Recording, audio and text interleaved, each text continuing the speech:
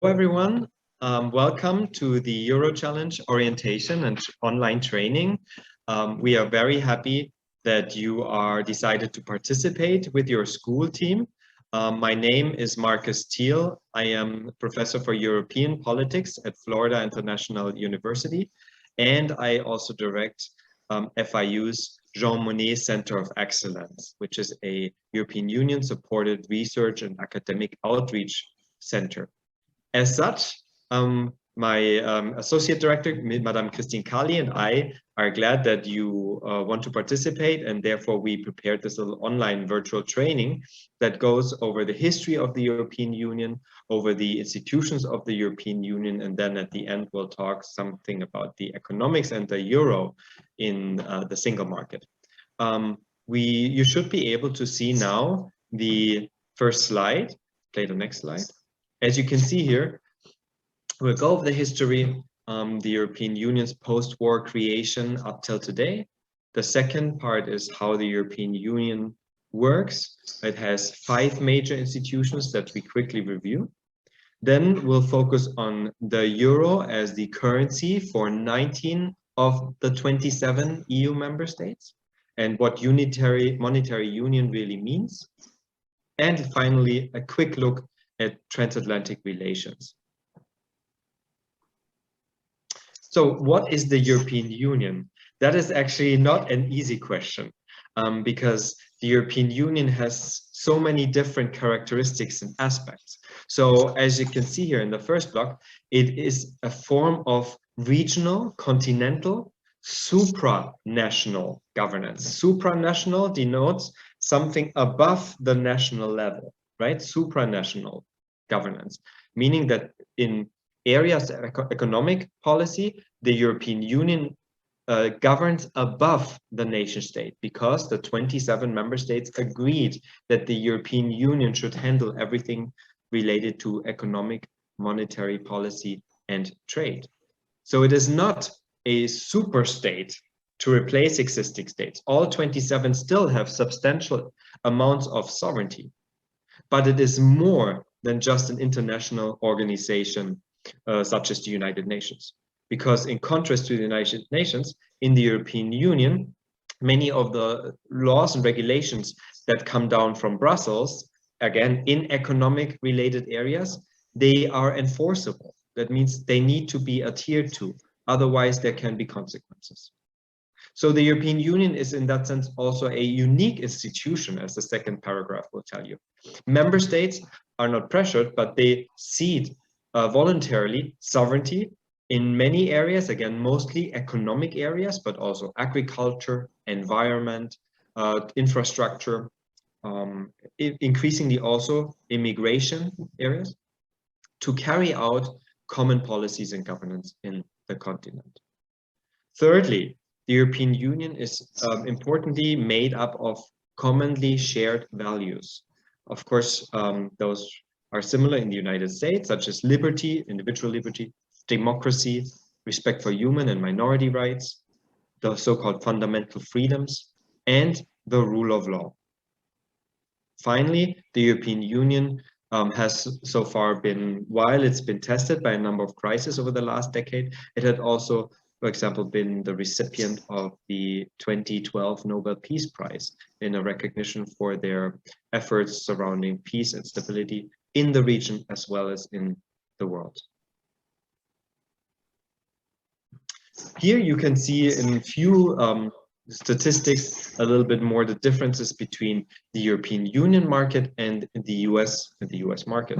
The European Union, as you can see here, is slightly bigger with 512 million inhabitants and the 27 member states, whereas the United States has 326 million inhabitants. That's also important, the GDP, the gross domestic product, basically what each of these regions produces and generates in economic wealth per year. So the gross domestic product per capita is then what the economic wealth of the country or region divided by the number of citizens. Given that the European Union has 500 million citizens, they have a GDP per capita of 37,000. roughly dollars, and the US of $55,000. Then you can look at the surface. The surface is less important. You can see the United States is slightly bigger, and the density in Europe, however, is higher, given that it's more populated and urbanized. Finally, that's important to remember, in the US, we have one official language, English, but we have in the European Union, 24 official languages are recognized, and 3 working languages for the institutions, and those are English, France, and German. Now a little bit about the history of the European Union. Starting, while there have been attempts to unify the continent even before World War II, it unfortunately really took World War II to come together as the continent, and you can see this here in the pictures, as the continent was had all kinds of problems and negative repercussions from the world wars. Everything from the population streams that you can see here on the picture on the left-hand side, refugees, displaced people, to the bombed cities, which only consisted of shells. So 15 to 20 million people had lost their lives in the war. There were large population movements across states in search of families and you know, finding a place to live. All the industry, infrastructure, economy, transport ways had been devastated, and there were food shortages, tremendous food shortages in the late 40s. Therefore, the United States decided to help the Europe to rebuild. And you can see here President Truman, he launched in 1948 the Marshall Plan, which was a US-led initiative to aid the destroyed countries of Western Europe, and to set up, therefore, the European Organization for Economic Cooperation.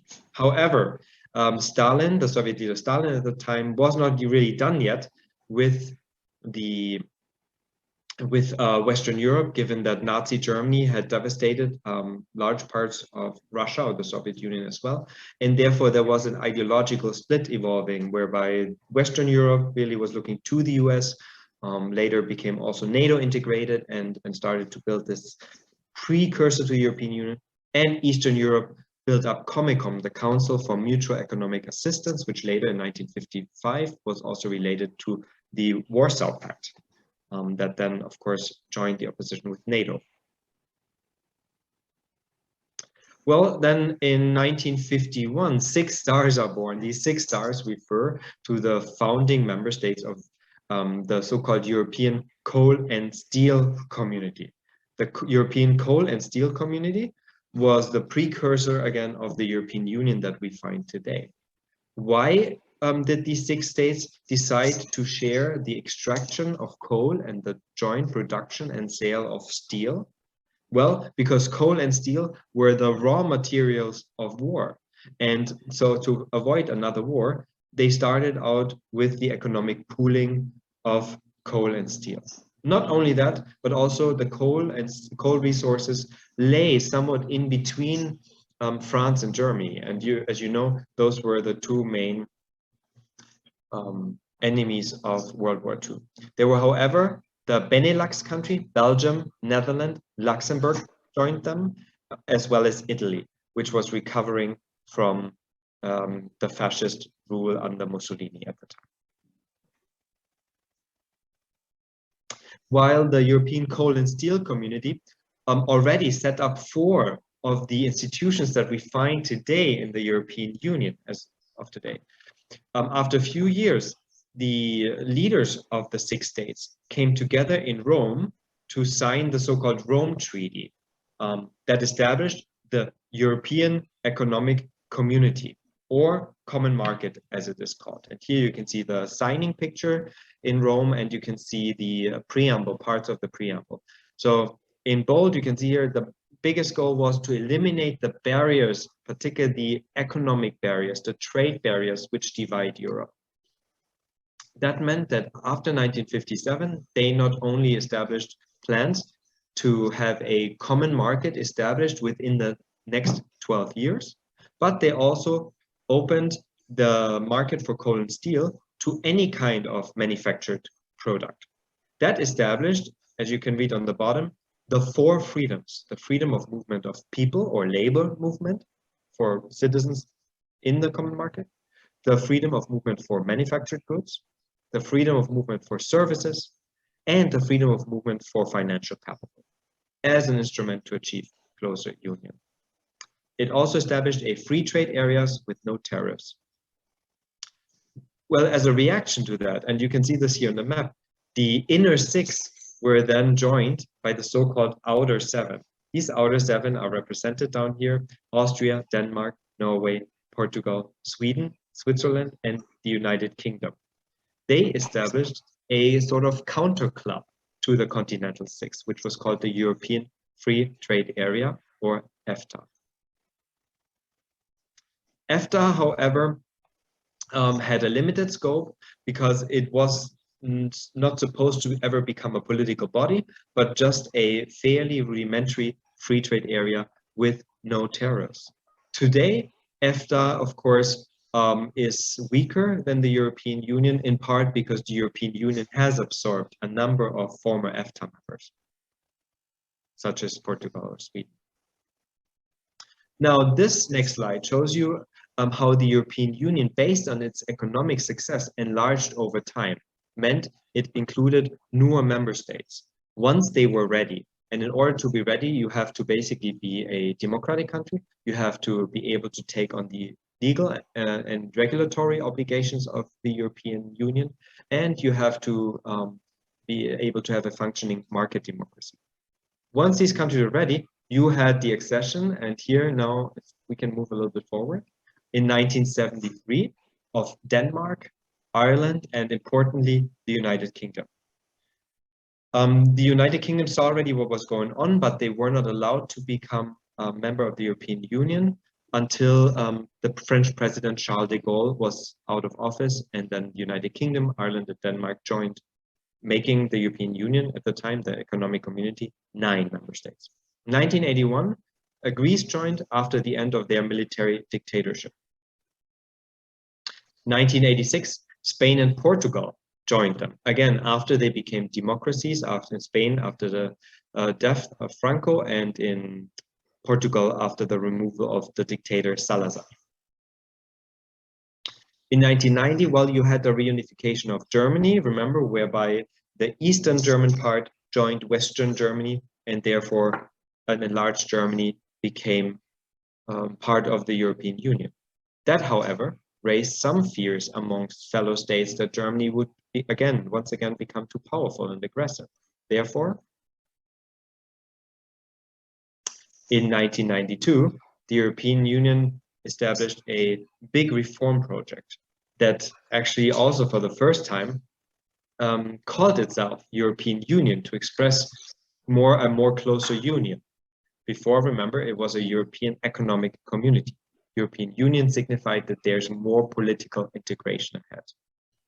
And as you can see here on the right, this was the so-called pillar structure. If you take a quick look, you have 3 pillars. The first pillar is what was already in existence since 1957 when the European Economic Community was created. So here you have any market-related policy, such as customs union, a common agricultural policy, competition policy, trade policy, and so on and so on.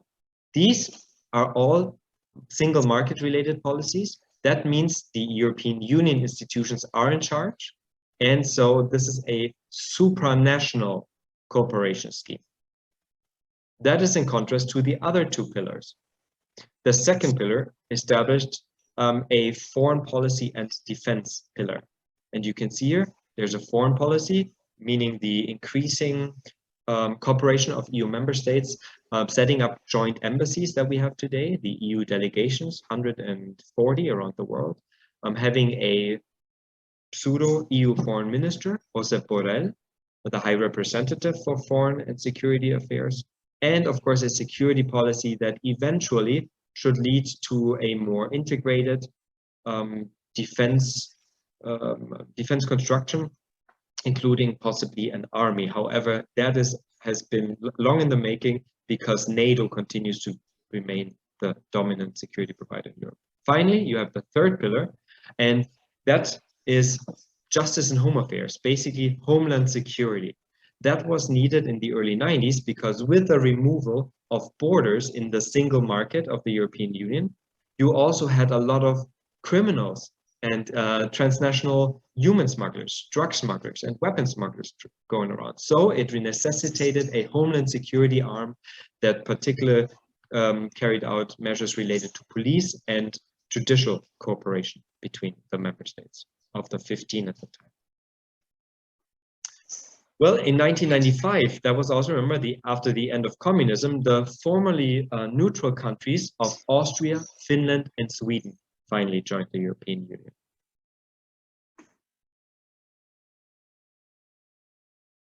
And then in 2004, you had a whole host of formerly Warsaw Pact countries join the European Union in what is often called the Big Bang enlargement, because it almost doubled the size of member states in the European Union.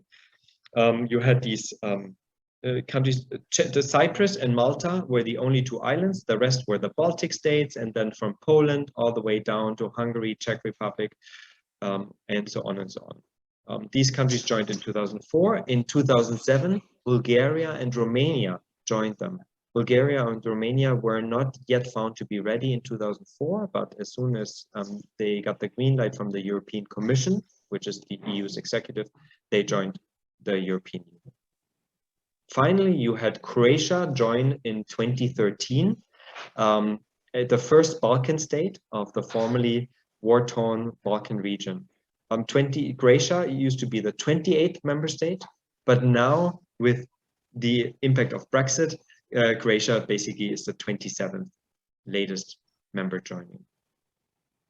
Finally, we still have countries that want to become members of the European Union, and those are largely located in southeast of Europe, particularly in the Balkan region. And here you can see the 5 official candidate states. Those are Albania, North Macedonia, as it is called these days, the big country of Turkey, which, you know, there's a question mark if Turkey will become ever a full member state, although it has been part of the EU's custom union since the 1990s, Serbia and Montenegro. We also have 2 potential candidate, but not official candidate states, and those are Bosnia and Herzegovina and Kosovo. Now, a quick word about Brexit. As you know, Brexit has dominated, Brexit meaning the departure of the United Kingdom from the European Union, has dominated the policy headlines over the past years. It is a bit of an unfortunate situation. It may also have future economic repercussions, so that's why it may be important for one or the other Euro Challenge team of yours. In 2016, at the time, British Prime Minister David Cameron promised a referendum to let people decide about the future of Britain's role in the European Union. He expected that the British population would vote in favor of remaining with the European Union. However, in a very narrow referendum, as you can see here on top, 52% of the British population decided against British membership, and only 48% wanted to remain in the European Union.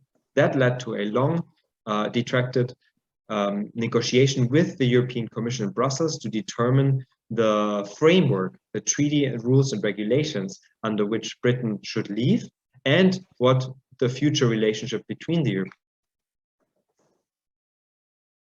Union. About 4 years, and Britain left formally on January 31st, 2020. However, some aspects of the long-term future of this bilateral relationships are still to be worked out, including the issue of the Northern Ireland relation with the rest of the Republic of Ireland. Now we move to the institutions. How does the European Union function?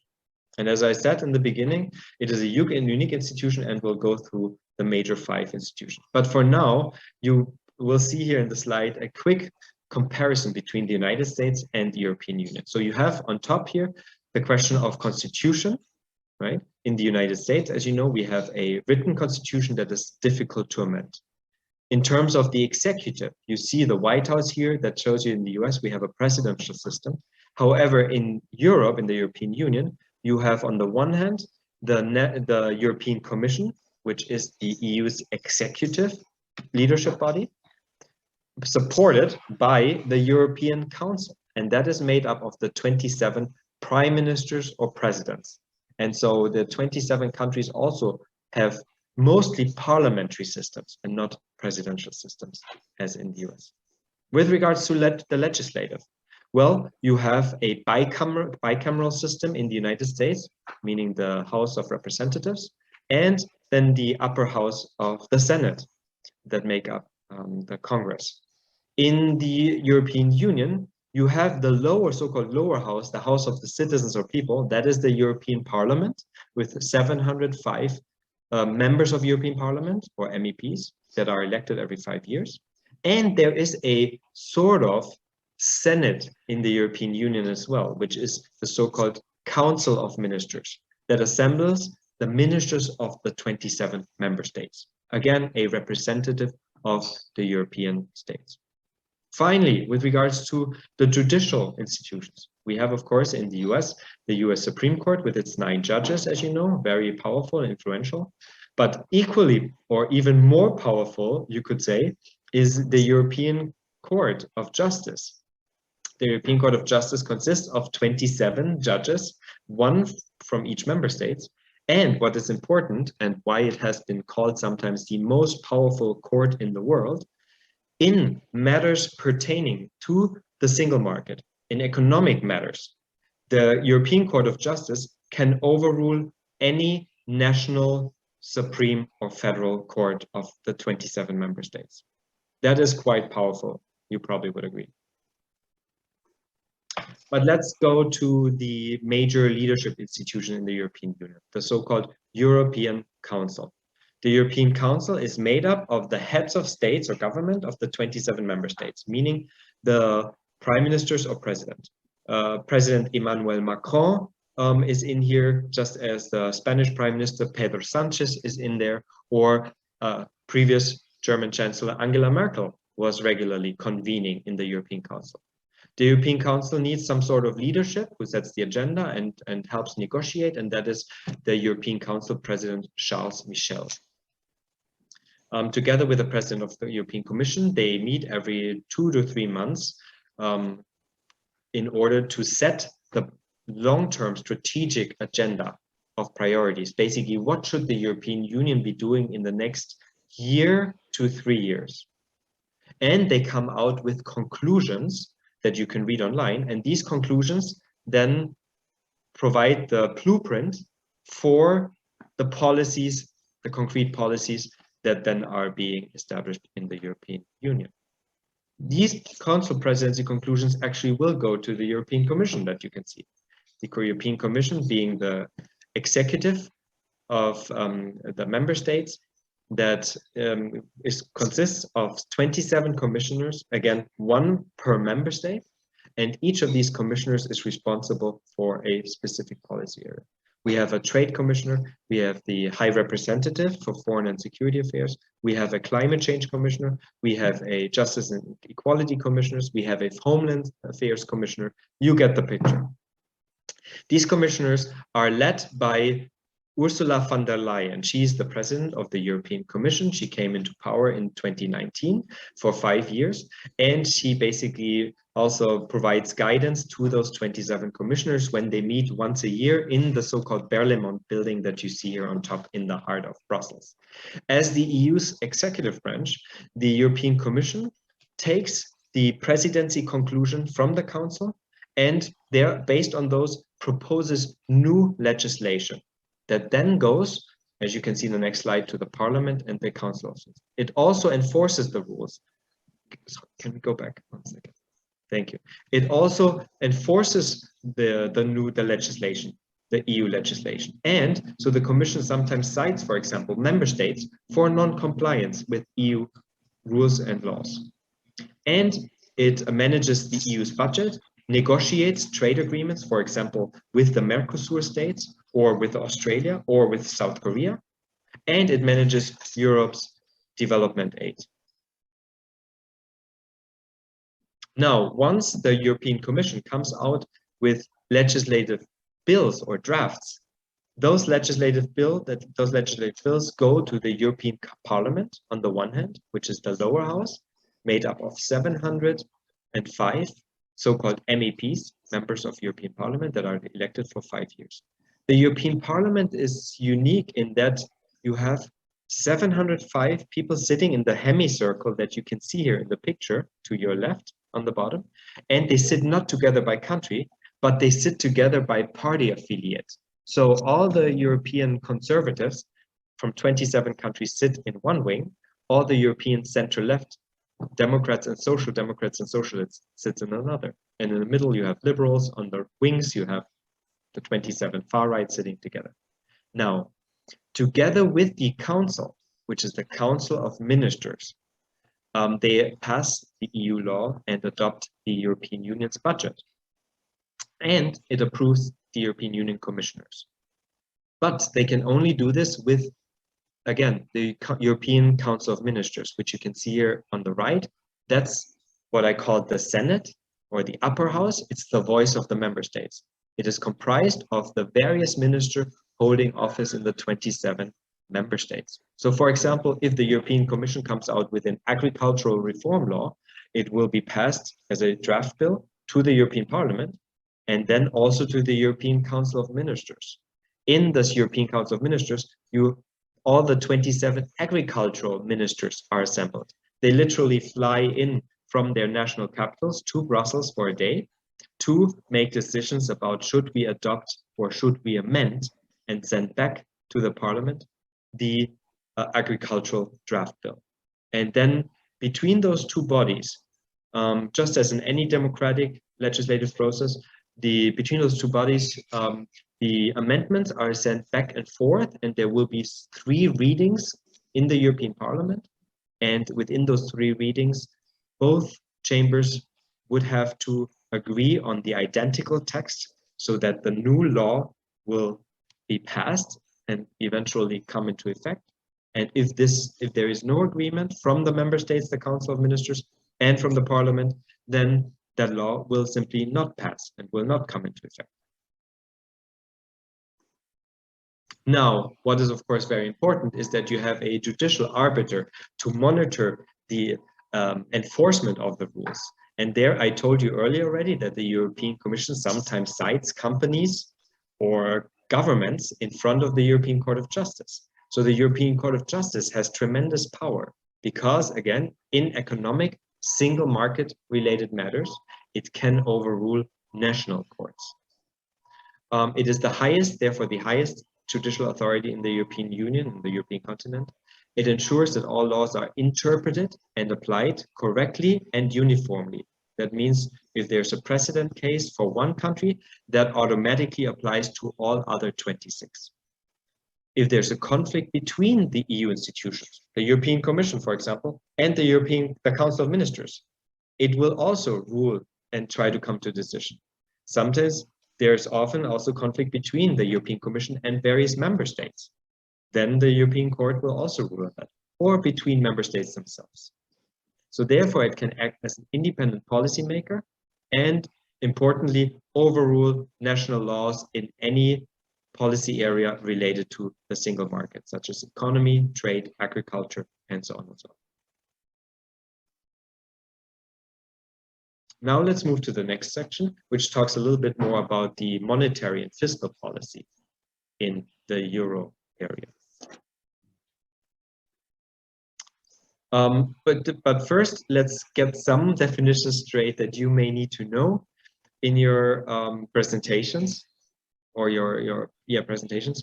You have on the, I'm showing you here a couple of little basically degrees of intensity of how a single market can be built, okay? So these degrees of intensity start with the weakest form on the bottom, and you can see here, that's a free trade area. For example, EFTA, the European Free Trade Area that was, the early competitor to the EU. That just means there are no tariffs between the member states. If you go a little bit higher in the intensity of regional integration, you don't only have an internal free trade area, but in fact, you create a border around your free trade area. And that is called the customs union. So that every product or service that goes into that border will basically have to pay on the border tariffs or regulations, and then can circulate freely within the market. For example, the EU has a customs union with Turkey since the late 1990s already. If you then go higher in the intensity of trade integration, you find what's called a common market. So you have a customs union already, but also you have a single market regulations and institutions. The European Commission, which has a competition policy, which watches over mergers of companies in the EU area, which makes sure that states don't supply unfair subsidies to their big companies. And so you have a common market that is already in existence in the European Union. Now, in addition to the common market, you can even introduce a single currency, and that we have now in the European Union already for 19 of the 27. So not, as you see in a later slide, not all 27 use the euro, only 19 want to adopt the euro and are found to be ready to adopt the euro. That is an economic and monetary union on top of the single or common market. And so economic monetary union shorthand is EMU. And finally, if you have a common market, you have a common single currency, such as the euro, and then you have political policies rather than economic policies, right? Then you have really this full-blown economic and political union that the EU represents of today, where we have common homeland security policies, where we started to build up a common foreign and security policy. Now, here, this may be a little bit confusing, but this shows you sort of graphically, like a Venn diagram, the overlapping memberships of the various member states. At the core, you see the 19 so-called euro area countries, right? The countries that use the euro. These are called euro area countries. They are embedded in the larger 27, which of course are the European Union member states, which you can see here. So the Czech Republic, Denmark, Hungary, Poland, Cyprus, Ireland, they don't use the euro yet. And the United Kingdom went out of it. The Schengen area is another important one that you should remember, because the Schengen area refers to the borderless European area, in which border controls have been largely abolished. They can be reintroduced for emergencies, or during COVID, sometimes they have been introduced, but generally it's a borderless agreement. And you can see here even Switzerland, Iceland, Norway, and Liechtenstein are members of the EU's borderless Schengen area. Then you have the European Customs Union, again, Turkey, and then smaller states such as Andorra, Monaco, and San Marino are included. Finally, you have the so-called Council of Europe. The Council of Europe, it's confusingly named Council of Europe, but has nothing to do directly with the European Union. It is a Strasbourg-based public diplomacy and human rights body that was established around the same time as the European Coal and Steel Community, but then the European Union integrated much more strongly based on its economic roots, whereas the Council of Europe is really more a diplomatic club. And you can see here even Russia is a member of the Council of Europe, although I think right now Russia is temporarily excluded because of the invasion of Ukraine. A little bit about the economic history of the euro and Economic and Monetary Union, or EMU. So in 1986, the Single European Act not only said that by 1992 we want to have a finalized single market, but it also sets additional goals. It also included the formalization of the borderless Schengen Agreement, because you needed to eliminate the borders so that there could be more faster trade. We've seen this now with COVID, because during COVID, some of the borderless Schengen agreements were temporarily suspended because of COVID, and you saw long lines of trucks suddenly piling up on European borders that were unheard of previously, because they were just able to drive through. In 1992, you had the Maastricht Treaty that you remember from the previous slide, and the Maastricht Treaty also included already plans to achieve eventually a single currency union. And in order to achieve a stable currency, the euro, they laid down so-called convergence criteria. Convergence criteria, or the Growth and Stability Pact, as it is known, are specific macroeconomic monetary policies that the member states need to adhere to. Most importantly, the convergence criteria said that you cannot, as a country, have a budget deficit of more than 3%, meaning a country cannot spend more than 3% annually than what it earns in taxes. A country should not have a national debt of higher than 60% of GDP, and it should have relatively low inflation rates and relatively stable exchange rates.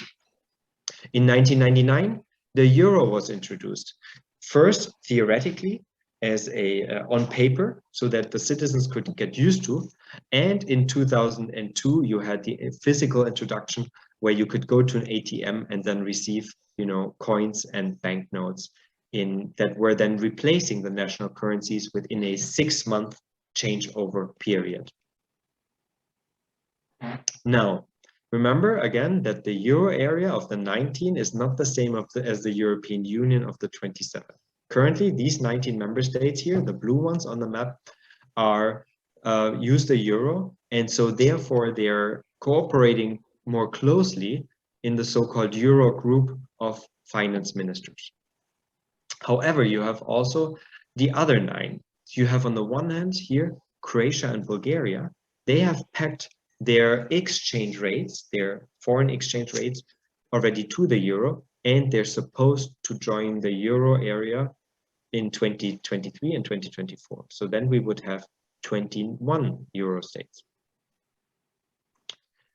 The yellow marked countries here, Czech Republic, Hungary, Poland, Romania, and Sweden, they want to adopt the euro when they are ready. And in order to be ready, you have to have some macroeconomic stability, and you have to be 2 years in a testing phase, which is called ERM2, the exchange rate mechanism, in order basically a test time for the euro area. Finally, you have Denmark. Little Denmark has opted out in the 90s when it said we do not want to ever become part of the euro, and because it was at the negotiation table and the full member state already, they were able to opt out of euro membership. But generally, all the other member states are supposed to become euro states at one point when they are ready. Now, a little bit of a comparison, and this is important to remember, the distinction between monetary policy and fiscal policy. Monetary policy is the policy that deals with the circulation of money, right? For example, interest rates, setting the interest rates, making sure that the inflation is not too high, which is a problem that plagues us now in the post-COVID areas.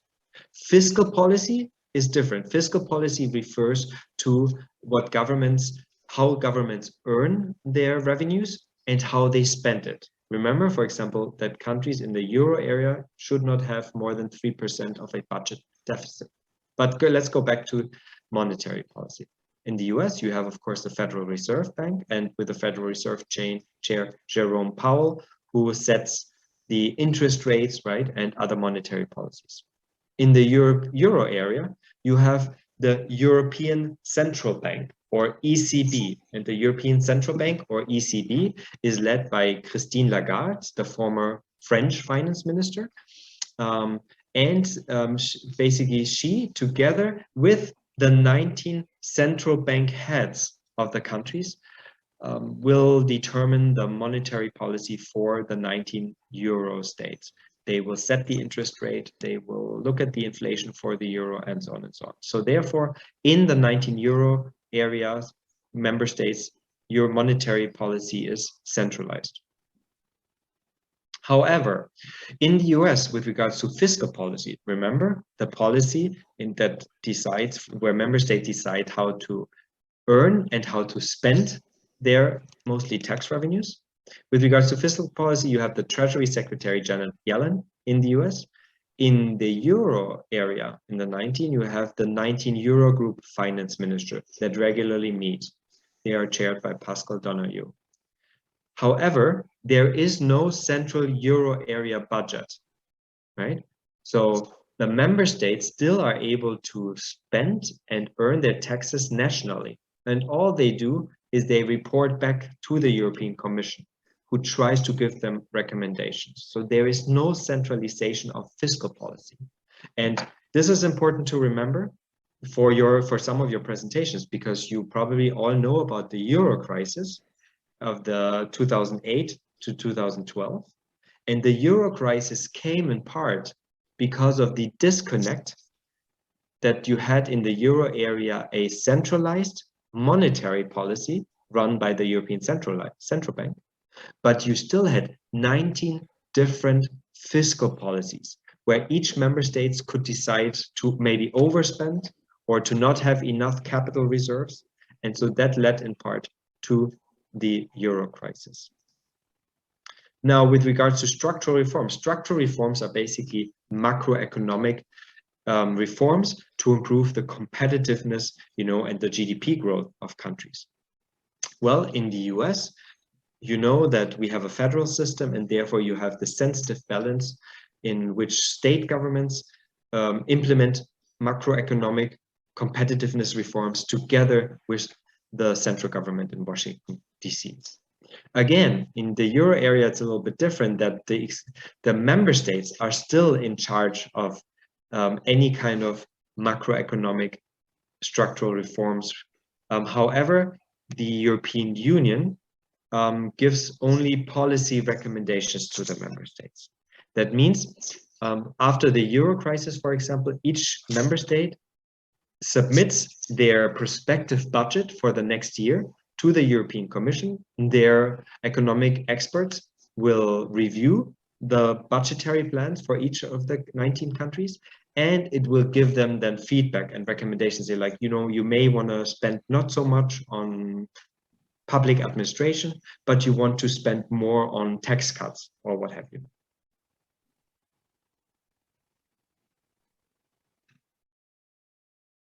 Next slide, please. Now we look finally at the transatlantic relationship and some other factors of the economic relationship. So here you can see that in fact the transatlantic relationship is not only politically important, but it is particularly economically important. If you look at the numbers here, you can probably see that there's a slightly higher export power from the European Union to the US. So the European Union exports about 600 billion of goods and services to the US. And the United States exports about 500 billion to the EU market. But it's not only transatlantic trade in goods and services. It's also investment is very important, or FDI, foreign direct investment, that is increasingly important in trade relations. And in the block on the right here, you see that the US invested in the EU 2.4 billion. And similarly, I would say, the EU invested in the US 2.6 billion, right? So both of them are also the most important source for foreign direct investment. And that binds them even further together. So the transatlantic economy is the largest and wealthiest market in the world, accounting for 50% of global GDP in terms of value and 30% of global trade output. Together, they account for 15 million jobs on both sides of the Atlantic. You can see here just 15 million EU tourists travel to the US, and I would bet that even more Americans travel to the EU. So there's also tourism is very important. Together, the 38% of US exports are attributable to SMEs. SME stands for small and medium-sized enterprises. Small and medium-sized enterprises in contrast to the large corporations, Amazon and so on, they are very important because they are the backbone of each national economy.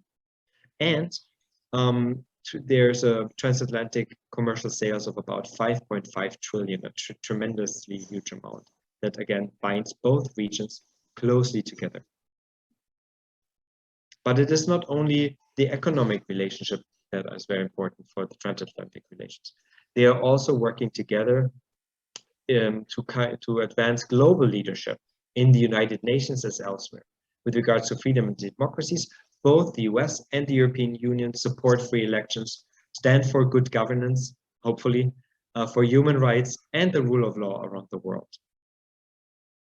With regards to security, both the European Union and the US, for example, worked very closely together, common with NATO in NATO missions, in sending out even other missions to Syria, Libya, and so on. They also cooperate to fight terrorism around the world, to limit the spread of nuclear weapons through the nuclear test ban treaties, and work for global peace. And importantly, together the EU and the US provide also 80% of the total global foreign aid assistance to the global south. And they also provide humanitarian aid in times of disaster and conflict. That means they really are closely aligned partners, even though they have slightly different, the European Union as well as the Euro area has slightly different economic and monetary policies. Now, for more information, I would think that the European Commission websites are very good. But of course, you also can be connected the next couple of months till the competition comes around by following the EU delegation on Twitter, also by following the Euro Challenge on Facebook, or just go to the Euro Challenge website, euro-challenge.org. With that, we conclude the presentation. We wish you best of luck in the 2022 Euro Challenge. Make us proud, win some prizes, and bring home the gold.